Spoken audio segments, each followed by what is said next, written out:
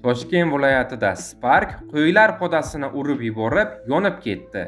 Assalomu alaykum hurmatli tomoshabin. Tezkor va muhim yangiliklardan birinchilardan bo'lib xabardor bo'lish uchun hoziroq like tugmasini bosib, kanalimizga obuna bo'lishni unutmang.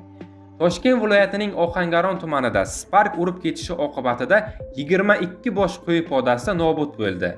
Bu haqda viloyat yo'l harakati xavfsizligi boshqarmasi xabar berdi. Voqea Olmaliq-Toshkent avtomobil yo'lining 17-kilometrida sodir bo'lgan. 1998-yilda tug'ilgan D.Sh. Spark avtomobilini boshqarib ketayotganida qatnov qismida bo'lgan qo'ylar podasini urib yuborgan.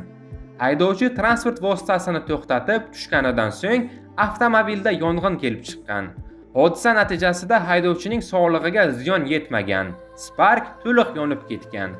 Holat yuzasidan Ohangaron tumani yo'l harakati xavfsizligi boshqarmasi tomonidan surishtiruv ishlari olib borilmoqda.